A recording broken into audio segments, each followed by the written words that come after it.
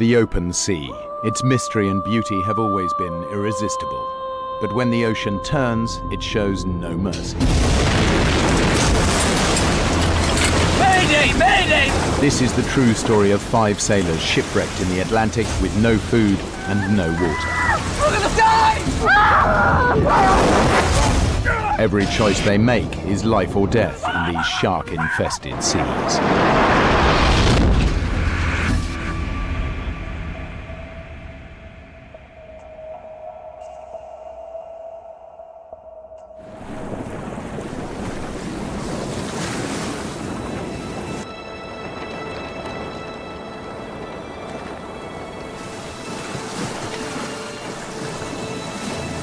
The brand new 58-foot luxury yacht Trashman surges through the Atlantic. Her owner made his millions in the rubbish business, and a hastily assembled crew who've never sailed together before are delivering the yacht to his home in Florida. The 6-day voyage begins in Bar Harbor, Maine. The crew will sail 1,300 miles down the eastern seaboard of the United States to Fort Lauderdale.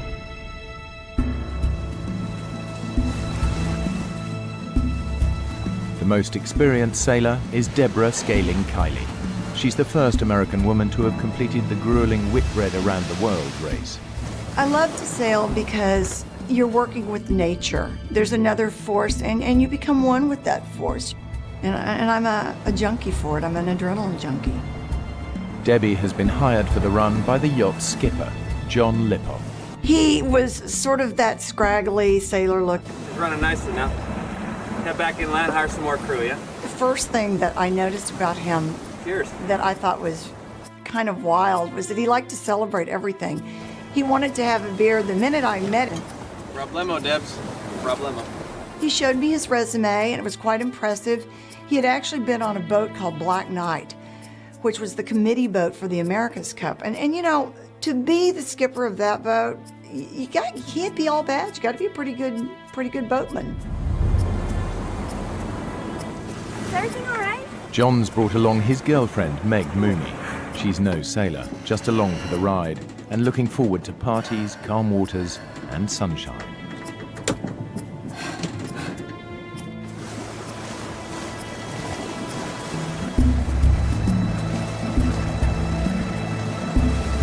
Weatherfax says clear sailing all the way. Brad Kavanagh's the youngest crew member. He signed up because Debbie's on board. All right, why don't you go to sleep now? I'll take the next watch with John. Ask him to come up. Brad's a decent sailor, although he's not yet in Debbie's league.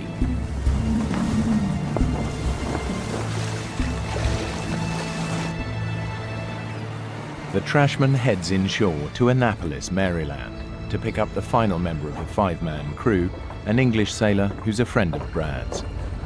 Debbie, this is Mark Adams. Hi. Debbie here did the last Whitbread. Is that right? That's right. I better know what your job was. I didn't like his condescending, chauvinistic attitude. Every minute that his mouth was moving, he was saying stuff just to be outrageous and to get people going. That was his MO. When we left Annapolis, I was in heaven. I was on the big version of my parents' boat with these nice new people heading to Fort Lauderdale, and I couldn't have been happier. There's something about pushing off and being back on the ocean. Everybody was getting along, and it was exciting.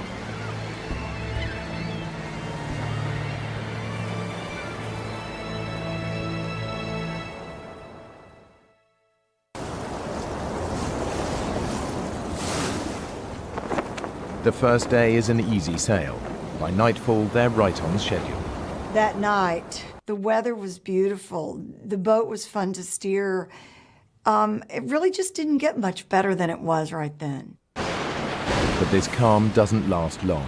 A storm is gathering, and it's moving quickly towards them. Debbie! Wake up! Debbie! That was 4 hours. It's blowing a gale out there. Meg's falling. She's hurt, and we're taking on water. John! She's hurt real bad. Can you come take a look at her?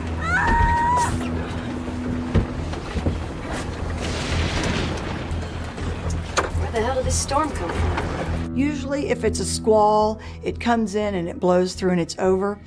But this was not a squall. This was something that was building momentum.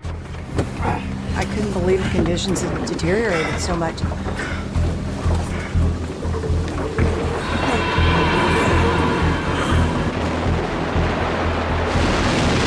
Surfing down those waves, it was like a roller coaster. And it's like an elevator when it drops. This is why I got into sailing, Brad. Well, my mother sailed through a hurricane when I was in her belly, but I can honestly say that this kind of weather is not in my blood. Mark's up on deck, just woo, howling at the wind, and obviously he's been drinking. Come on!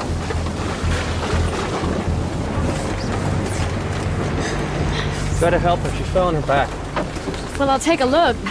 Meg had gone up on deck, and when the boat fell and wiped out, her tether didn't keep her from falling. I was like, what was Meg doing on deck to begin with? She has no business out in this kind of weather. Debbie, leave it. Just help her, okay? But John... Debbie, for once, would you just do what I say? She rolled over slightly, and you could see the bruising begin, and it was all through the kidney area. I could just tell she was in so much pain. I want to go home, John. Take me home. Okay, Ellie. I'll get some help.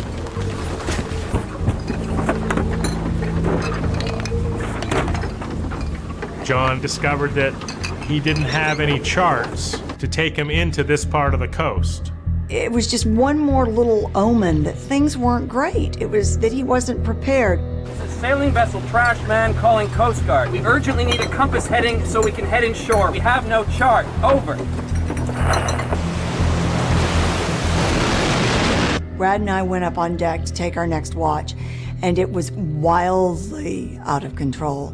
The winds were gusting 50 miles per hour, and Mark's up on deck, and he is just wild. Are you out of your mind? We're in a gale and you're hammered! You're a bigger idiot than I thought! Good one. Still floating, isn't she?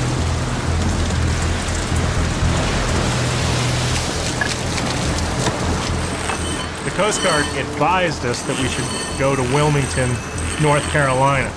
But when we altered course and headed into the coast, those waves just started smashing into the boat and impacting us. And it was like one of those amusement park rides that, kind of jerks you up, but it wouldn't go over and jerks you up. The yacht's sails are ripped off in the storm, so John turns to the engine in a last-ditch attempt to power through the waves. The alarms all went off and the engine overheated. The engine was gone, and that was the end of our ability to charge the batteries. We were quickly going to be running out of power to speak to anybody from off the vessel. Now we had no engine, no sail, and we were just floating out there in the ocean.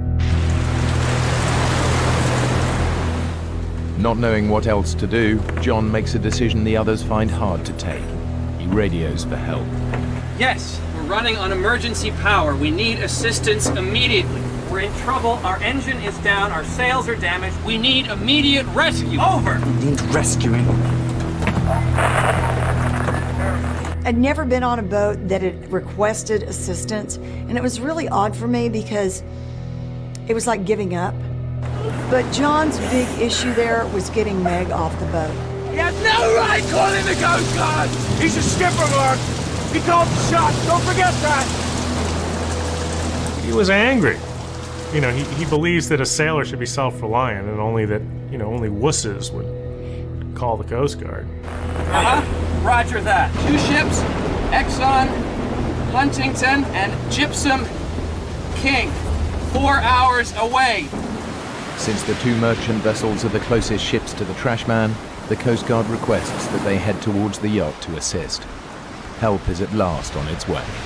It gave us this false sense of security, and I think that's probably the kiss of death.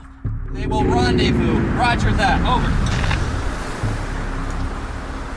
Come in, please, Coast Guard. This is Trashman. Are you still there? Over. Anybody there? Anybody there? Over. Anybody? Anybody? Powerless, the yacht is battered by the enormous waves.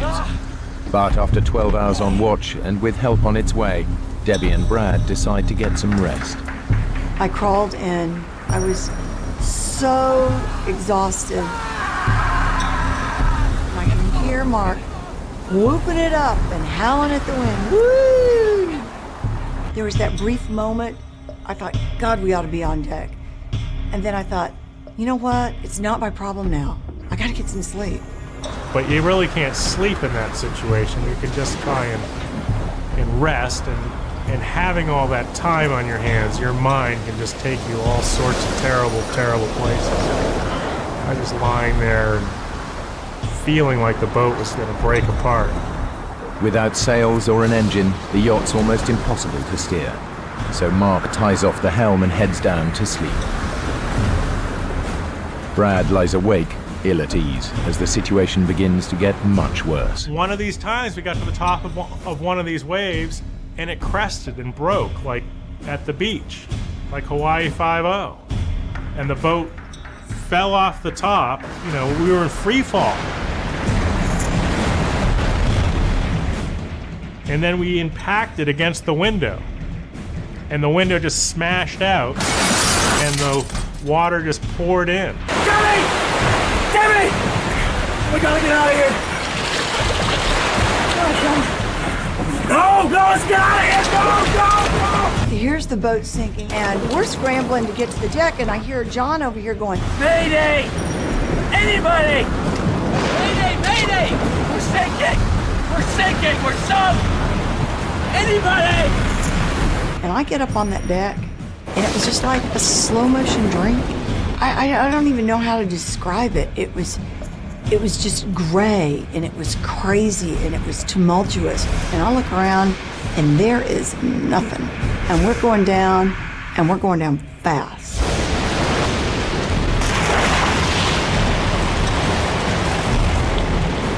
You don't think about dying. You don't think about drowning. You don't think about anything. You think about getting away from this boat that it's going under, and it's sinking in less than 2 minutes. It's just going down like a big rock. Mark frantically struggles to undo the pressurized canister holding the life raft and survival gear. Brad heads for the only other option, a tiny, inflatable dinghy.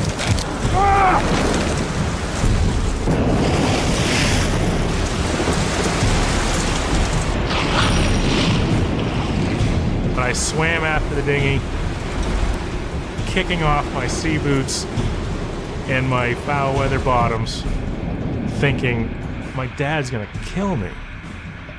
I've just let his boots sink. And then thoughts of my mother and how horrified she was gonna be, and how sad that when she learned that I had died there in the ocean.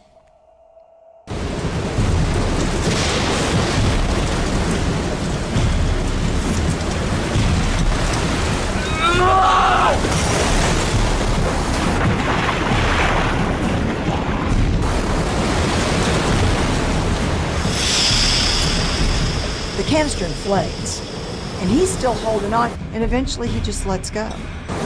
The life raft is blown away, and we weren't going to find it in the middle of the night. You managed to get anything from the yacht! Nothing! We're dead! Inside that life raft was everything that we needed to live, to survive what we were going through. It had an emergency beaconing device, which a plane could have picked up on, had water makers to make fresh water from salt water. Food, fish hooks, mirrors, signaling devices. It had rations, flares, first aid equipment. Perhaps had a radio even with it. And in that rubber Zodiac dinghy, we had absolutely nothing. Absolutely nothing. I'm so sorry I lost the life raft! Our chances for survival were 0.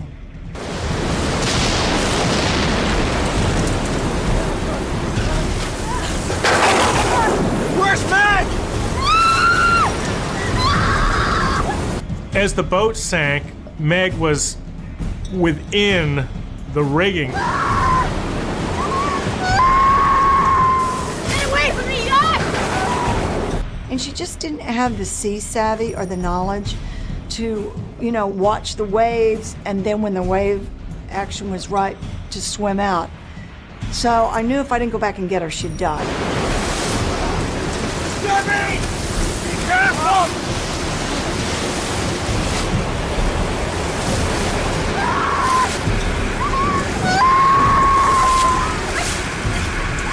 Hey! You gotta keep your head, okay? Now!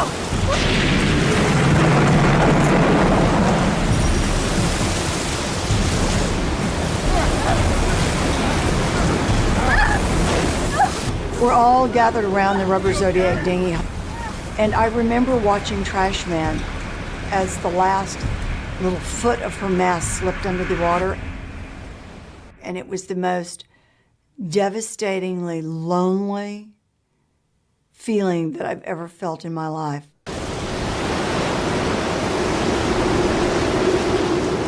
The Trashman went down in less than a minute. You're all gonna die!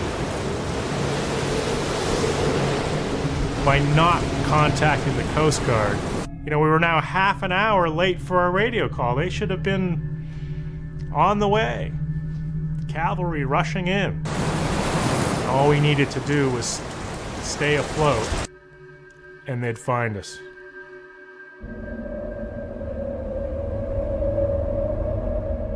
The next day, when the sun finally came up, the sky was overcast and gray.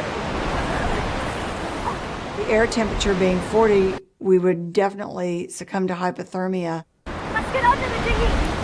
There's a shelter! I can't! No! I can't! We'll be out of the wind! Rather than flip the dinghy over, the crew get underneath it, where they'll be sheltered from the bitterly cold wind and rapid hypothermia. Come on! Check on you! The sad thing was that Meg just couldn't participate. I think it was too painful for her. But more than anything, Meg was very claustrophobic. Soon, the water begins to have its own chilling effect. Okay, we gotta get out of the water. It's cooling us down. Give me a minute! We devised a system where we positioned our bodies suspended by a line that we'd rigged. Lie down next to me. You two, lie on top of us. By stacking ourselves like a bunch of fuel rods in a nuclear power plant or a bunch of logs in a fire, we were able to share our body heat and to keep ourselves warm. As the storm raged on, you could crawl up underneath the dinghy like that, and it was so quiet and so peaceful. It was so deceptive. It was almost luring you once again into that amniotic state.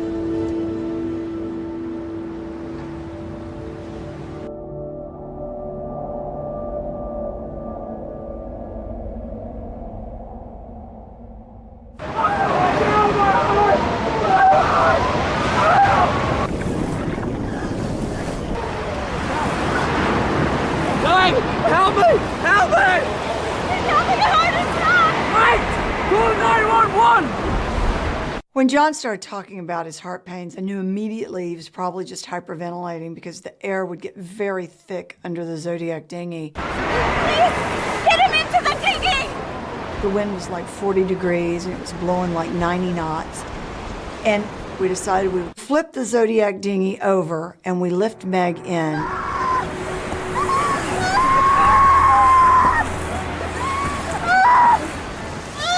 I was horrified at her wounds.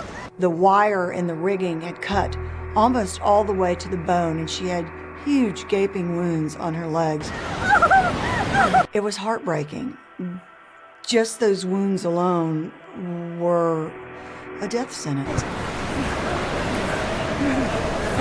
It's too bloody cold out here. Let's turn it back over.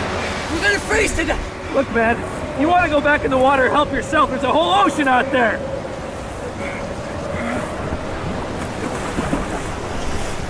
We hung there for a minute, and pretty soon he goes, "Quit kicking me." I'm not touching you!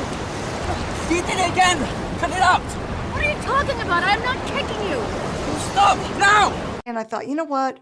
I'm going to look in the water, and I'm going to see where his legs are, and I'm going to stay as far away from him as I can. And it was the most eerie sensation. And I noticed these like torpedo-shaped bodies. And I thought, fish. And then all of a sudden one came really close and I realized it was like hundreds of sharks. They were everywhere.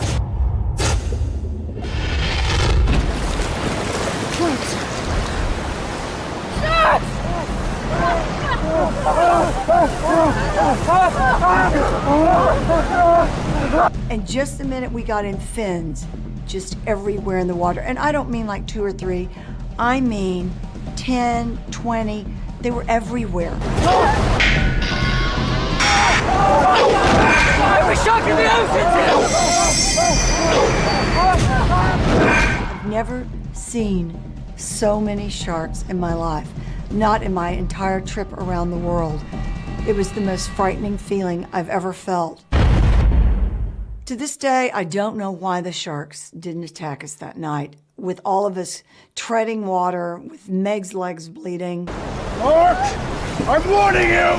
Do not hit a single shark with that! Are you out of your mind? What do you think's what? You're gonna calm them down? Give me that! Our biggest threat was not just the coal, but a wave breaking underneath us and flipping the Zodiac over and dumping us back into the shark-infested water. So what we had to do is devise a system to try to slow the little rubber Zodiac down. Hey, Debbie, do you think maybe we can make a sea anchor out of this thing? Stabilize this tub?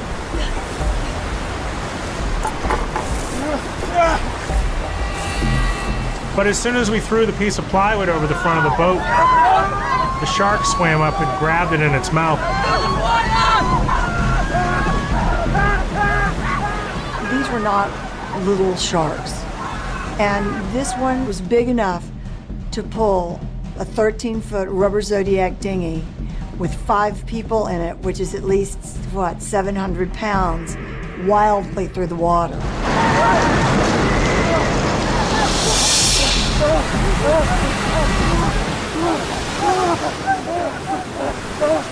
By nightfall, the storms died down, but the sharks are still out there. The crew's hungry and thirsty, and the night air begins to freeze their wet bodies. It's night 2, and with night comes just that threat of not being able to make it through the night again. A light! A light! A light! Oh God, it's close. Paddle! At first, when you see the light, you just are so excited you can't stand yourself. They're coming to rescue you. And then you realize the reality of the situation is it's pitch black.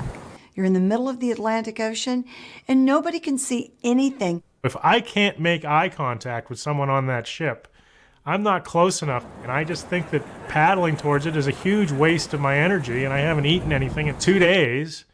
And I don't want to expend my energy when I'm freezing all the time to do this.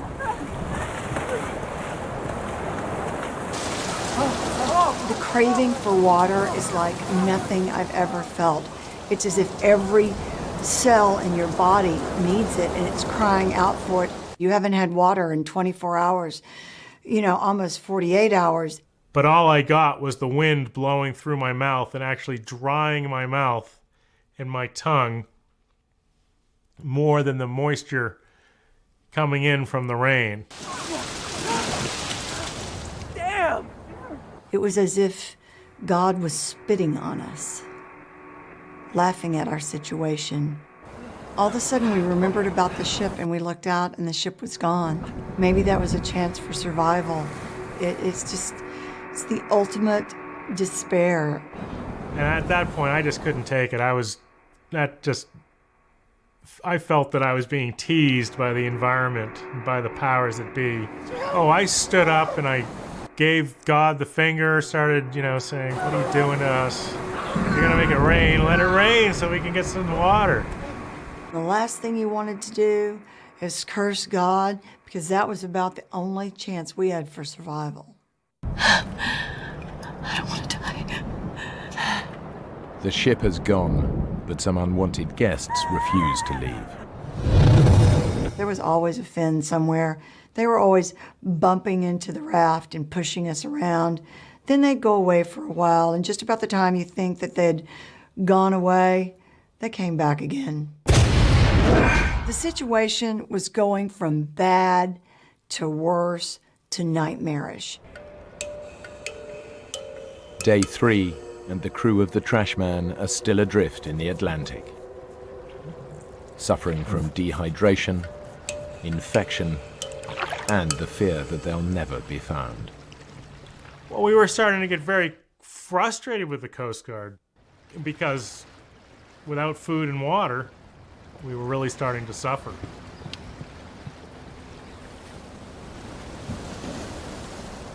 Hey, do you think a ship will rescue us before the Coast Guard finds us?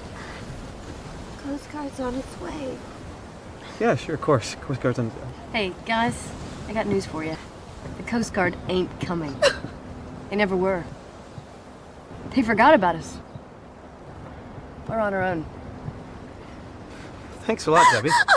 It was as if I had dropped the final curtain on the show. They just all kind of sat back and looked at me like I'd lost my mind. Hey, Brad, where do you think we are? Well, from roughly where we went down, we're anywhere between 35 and 135 miles off the coast. What? Is that far? We could still be blown to shore, right? Guys? My God. The crew have no idea where they are, but the dinghy's now 140 miles from shore and heading out into the Atlantic. The dynamics of the group begin to change, and partnerships form as the survival instinct starts to take hold.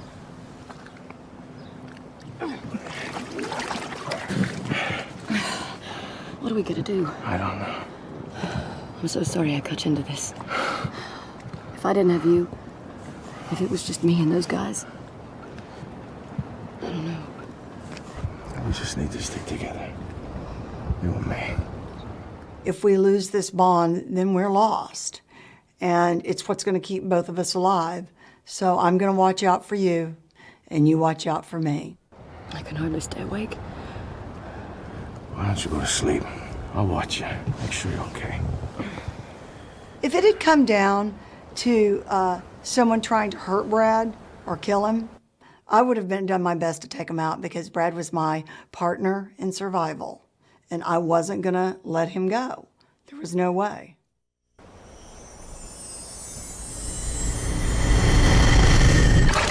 The bottom of the boat was fetid. It had a mixture of urine and blood and pus.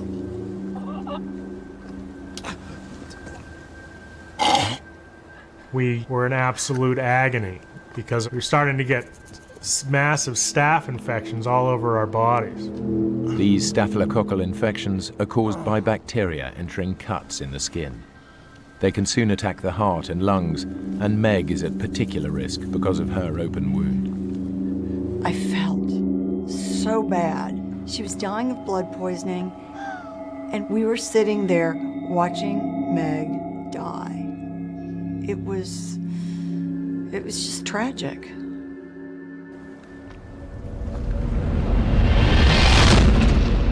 Night 3, with all the infection coming on, and the starvation setting in, we all were getting very delirious.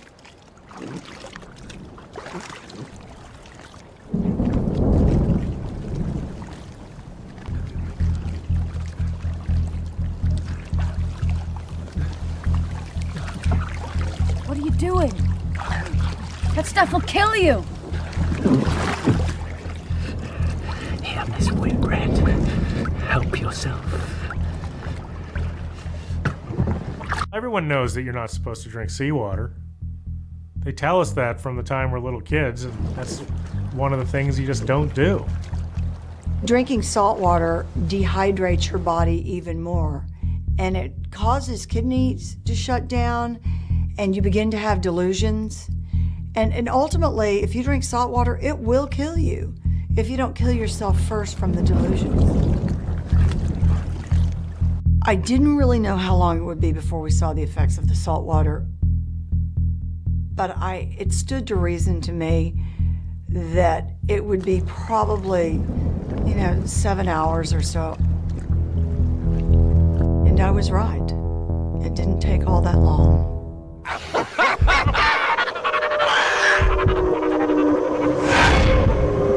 It's too hot.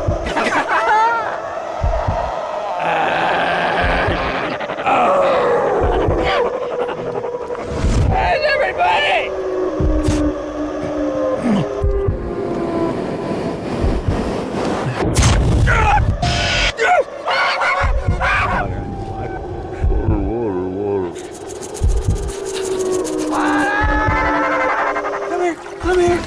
Come to Johnny.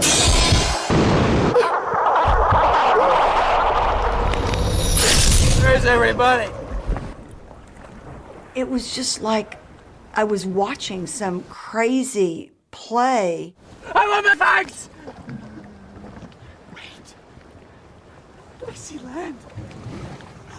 I see land! I see land!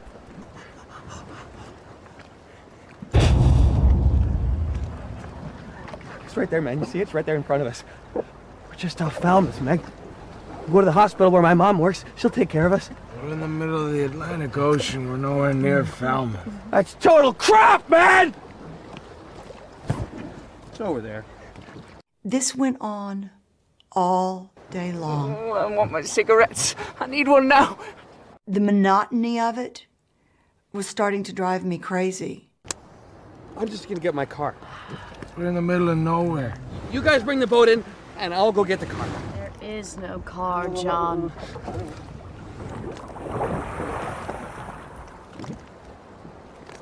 There it is. I see it. I'm just gonna get the car. And then all of a sudden, he jumps off the side of the boat. John. And we're like, where the are you going? There is no land, there is no Falmouth, and there are a lot of sharks out there. You need to come back. Get back in the boat, John. John, go back in the boat. Get back in the boat, John. He's coming back. Brad, do something. I can't. I don't have the energy, Debbie. Look how far away he is. There's just physically not enough strength in me to force him not to go.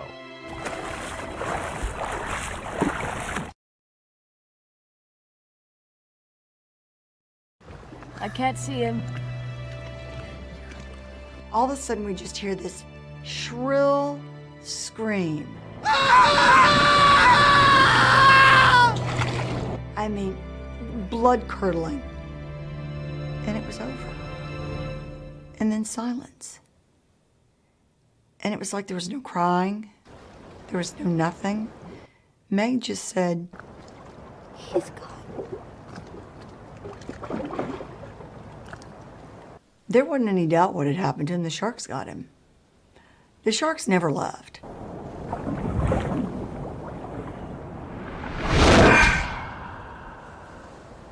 I was angry with him because I really felt that I would get a lot of credit for surviving and having everyone survive. I looked forward and relished the thought of being heroic.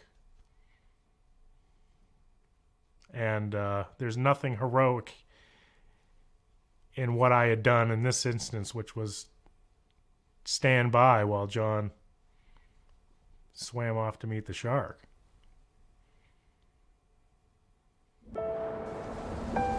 The 4 remaining survivors of the Trashman cling to life as they drift helplessly in the Atlantic. The sharks have just claimed their first victim, John, the captain. After John went over, we all just sort of sat back for a while. I think everyone was so shocked. And Meg was crying, but she wasn't sobbing. She was so sad. And she was so sick.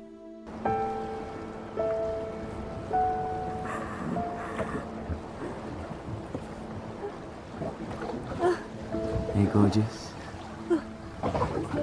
I know how to make you feel better.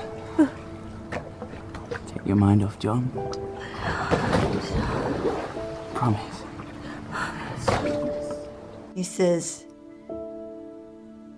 "Hey, lady, I think it's about time you and me had sex." And that just like hit me over the head with a 2x4, and I woke up Brad, and Brad. We've got to stop this. Let's just see how she deals with it.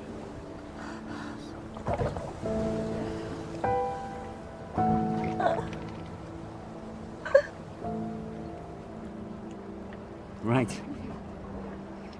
I'm tired of playing games. I'm just going back to the 7-Eleven to get some more beer and cigarettes. Mark, you're not going to the 7-Eleven for anything. You know we're in this dinghy, don't you? I'm just going over for a minute. Just to stretch my legs. And get rid of the cramps. Just for a moment.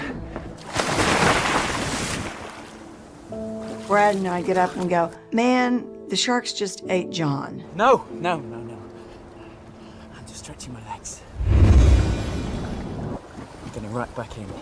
And just about that time, we feel this. Bam!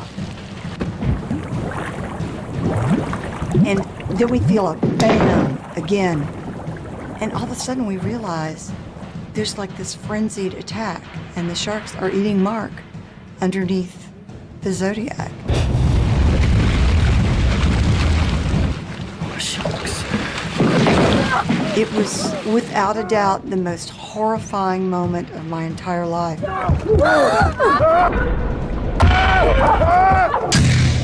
The sharks now had a taste of what they'd been following for days, and they wanted more. So they tried to tip the boat over with Meg, Debbie, and I in the raft. What would it feel like once they'd begin to drag you under? What would it feel like with that first bite? And maybe it would be better if we jumped over and drowned ourselves so we would never have to feel it. And it lasted for what seemed like an eternity, like hours.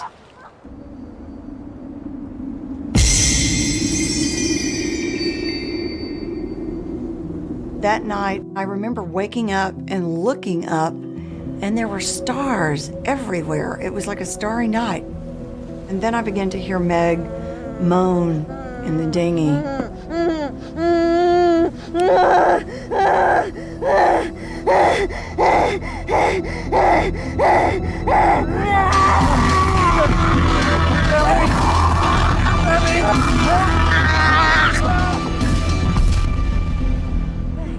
I think she was frustrated and she just wanted to strike out at somebody. I mean, John really did her a dirty trick, leaving her there in the raft. It was really weird. She took her hands and started moving them in the air like a Spanish dancer, like she was in completely some other world. And then, out of the blue, she just started talking. What did she say? I don't know. And it all of a sudden became very clear to me that Meg was speaking in tongues. She's dying, isn't she? She was dying. She was really close to death.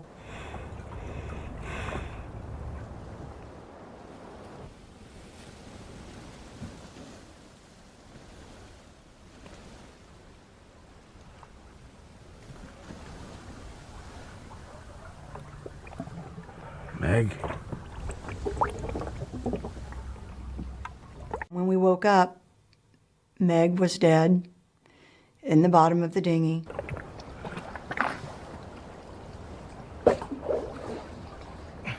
All that fetid mixture that was left over from the seaweed and the urine and the pus and... Debbie. Should we eat her? We were starving, and you've heard of cannibalism at sea, and are we gonna, nourish ourselves by somehow figuring it out how to butcher her and eat her, or what are we going to do? Ugh. She's too infected, Brad. We have to get rid of her. My stomach's twisting in pain. You're right.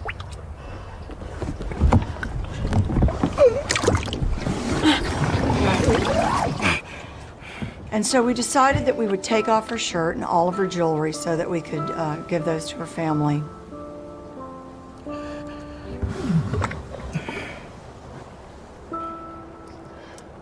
I got really mad at Brad because he was like, I can't get the ring off. I'm like, get it off.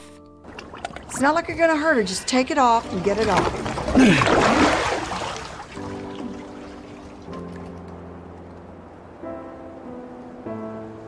It was such a sad moment because we laid her body, naked body, on the side of the raft, and then we decided that we couldn't just push her over, that we had to give some kind of a funeral. And so we said the Lord's Prayer and Psalm 23, and then we just gently pushed her body overboard. And we decided then that we would just go back to sleep so that if the sharks attacked her, we wouldn't have to see it. And so that's what we did.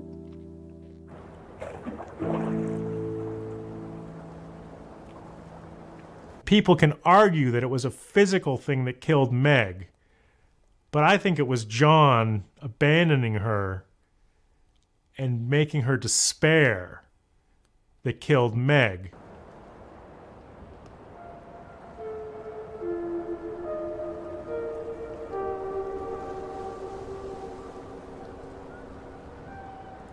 Are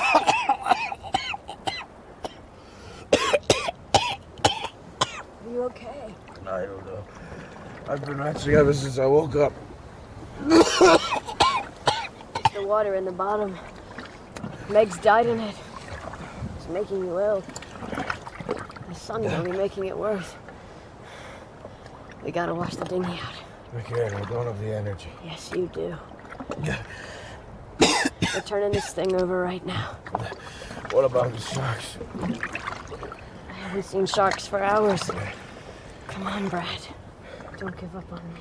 And it really scared me because I did not want to have to live in that life raft, in that little rubber Zodiac dinghy, alone. I gave it a few good pops and I almost got the boat over, and then I lost my grip on the line and I fell over the side of the boat.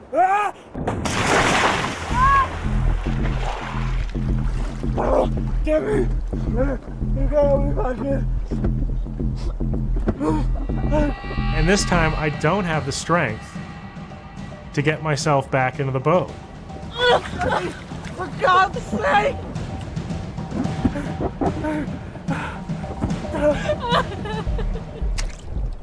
I sobbed. I felt like I had just doomed Brad to death. If the sharks showed up, we were screwed. And I just went on and I just burst into tears and I fell back against the seat and I couldn't do it. I could give a crap about what Debbie's thinking this time. She's just sitting there being completely useless, and I'm still alive, and she won't help me climb in the raft. For God's sake! She's finding it impossible to help me to climb into the raft, and I don't know what's on her mind, but she's not thinking straight. It was life and death, and I pulled myself into the boat while she sat 3 feet away from me just crying.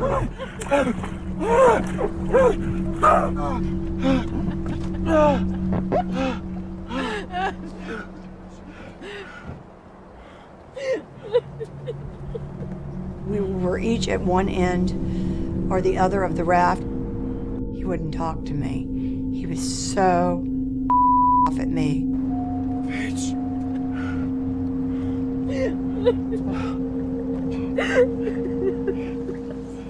I'm so sorry, Brad.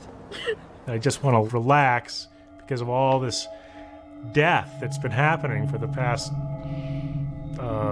12, 15 hours. And as soon as I take a break, I look at the horizon and there's a ship coming straight at us. Debbie. I'm gonna make it up to you. Let's catch fish. We're going to survive. Debbie, there's your ship. I had heard it was a ship so many times. I just didn't. Big deal. It's a ship. They're not going to see us. Turn around. Look how close it is.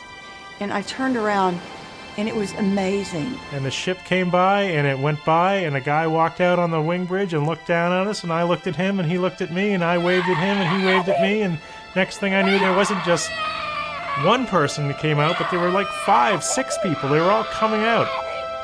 They threw all their life-saving equipment out at us, and Debbie jumps off the boat, and I'm like, God damn it. You know, don't leave your friend Brad here all alone. What? No goodbyes? Nothing?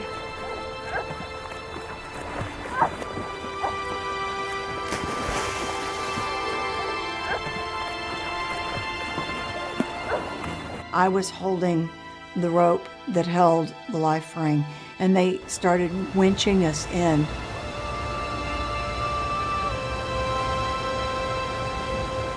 And then a big sailor picked us both up. And when they finally hand me off to the last guy, he just gently lays me on the deck. And I realized that they were Russian. And I didn't care. It was, I didn't care where I was going. I didn't care who these people were. I was lying there, and Brad was there, and we were alive.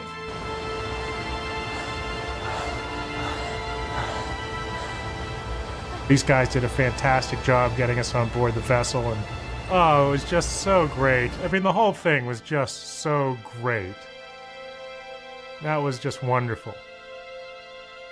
And then, you know, but it was just the start of our journey back to life. There's never a day that you're more thankful for life than the day you almost die.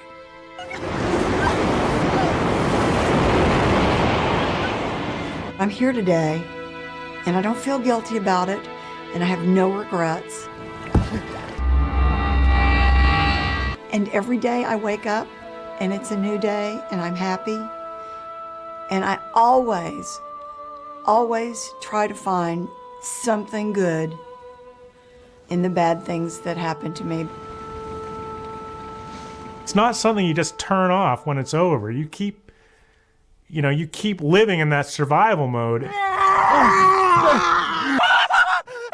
I don't know if you're shell-shocked or what you are, but it's impossible to just turn it off and go back to being the way you were before. In their 5 days at sea, the dinghy had drifted 140 miles from where the yacht sank and was heading further and further away from land. With no beacon on the dinghy, the 2 merchant ships were unable to find it. The Coast Guard called off the search for Trashman because it received a call stating the yacht had made it safely into port during the storm. Who made that phone call remains a mystery. I believe that, you know, John and Mark could have pulled through, but I think with these guys, the real problem was that they had just reached the end of their rope and it was not worth it for them to put up with the pain and continue living. But for me, I'm not going to take myself out of the game before it's over. Brad and Debbie have no idea how much longer they could have hung on. What they do know is they had an unshakable will to survive.